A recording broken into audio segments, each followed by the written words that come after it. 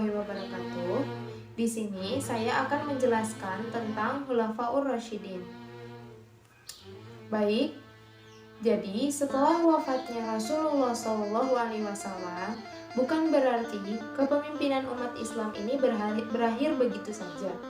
Tetapi terdapat beberapa pemimpin yang Allah pilih untuk meneruskan risalah-risalah para nabi dan rasul. Pemimpin yang diberi petunjuk ini disebut Khulafaur Rasyidin, yang terdiri dari 4 orang sahabat Rasul, yakni Abu Bakar As-Siddiq, Umar bin Khattab, Utsman bin Affan, dan Ali bin Abi Thalib. Keempat Khulafaur Rasyidin ini berhasil memperluas syiar agama Islam dan meletakkan dasar kehidupan agama Islam dalam umatnya. Terpilihnya Abu Bakar As-Siddiq sebagai khalifah karena pada saat Nabi Muhammad SAW wafat, banyaknya umat Islam yang enggan melaksanakan hukum-hukum agama Islam dan ajaran-ajaran agama Islam. Oleh karena itu, para ulama mengadakan musyawarah untuk menentukan siapa yang akan menjadi khalifah setelah wafat Rasulullah SAW.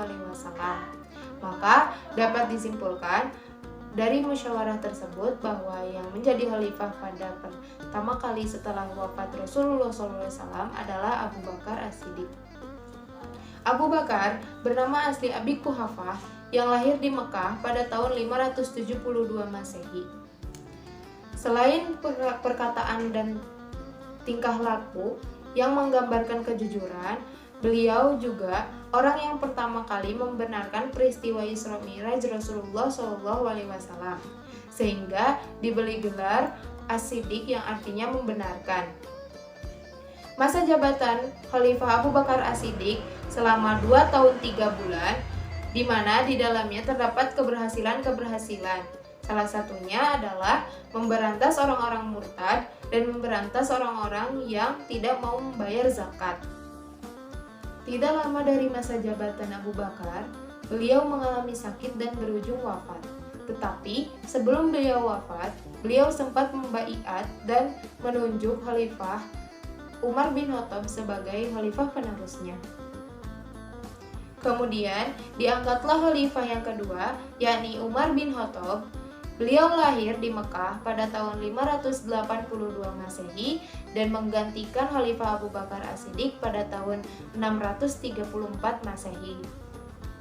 Dalam masa jabatan Khalifah Umar bin Khattab berhasil memerintah dengan pemerintahan yang bagus dan menerapkan disiplin, sehingga beliau diberi gelar Al-Faruq yang artinya pembeda yang hak dan yang batil. Masa jabatan beliau selama 10 tahun, di mana terdapat beberapa keberhasilan-keberhasilan, salah satunya adalah perluasan wilayah kekuasaan Islam di luar Arab, seperti Syam, Irak, dan Mesir. Tidak berlangsung lama dari 10 tahun kekhilafahan Umar, pada saat Umar bin Khattab sholat subuh, beliau dibunuh oleh pemberontak yang tidak mau menuruti kekhalifahan Umar, sehingga beliau wafat. Beliau belum sempat membaiat atau menunjuk khalifah untuk meneruskan kekhalifahannya. Maka para ulama dan tokoh muslim pada saat itu musyawarah kembali untuk menunjuk siapa yang akan melanjutkan kekhalifahan Umar bin Khattab setelah beliau wafat. Dan hasil musyawarahnya dijelaskan bahwa penerus Khalifah Abu Umar bin Khattab adalah Utsman bin Affan. Utsman bin Affan lahir di Thaif, Saudi Arabia pada tahun 574 Masehi. Utsman masuk Islam karena ajakan dari Abu Bakar As-Siddiq.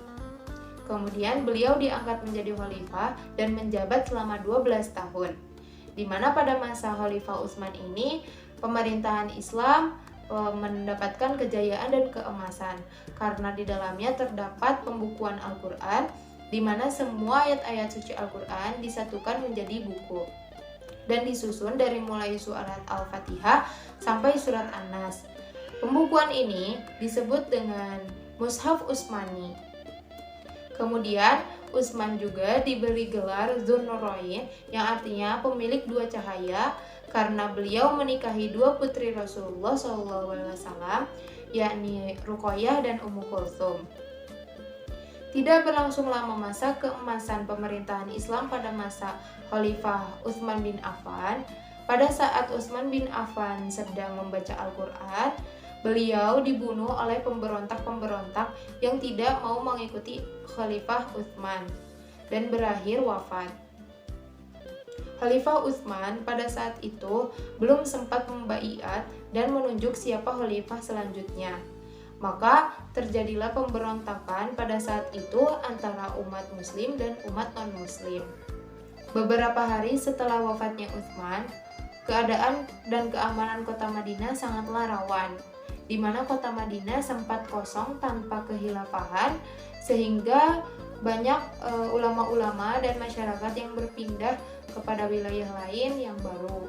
Oleh karena itu, Ali menggantikan Khalifah Utsman dan menerima baiat dari kaum muslimin. Tetapi selain Ali, terdapat Muawiyah yang ingin menggantikan Utsman bin Affan sebagai khalifah juga.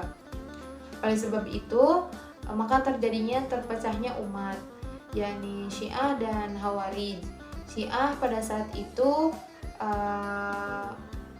ikut kepada Ali bin Abi Thalib, sedangkan Khawarij yang menentang Ali bin Abi Thalib. Maka pada saat kekhalifahan ini terjadi berbagai kekacauan-kekacauan politik sehingga menyebabkan berakhirnya masa Khulafaur Rasyidin. Demikianlah yang dapat saya sampaikan, kurang dan lebihnya mohon dimaafkan. Wassalamualaikum warahmatullahi wabarakatuh.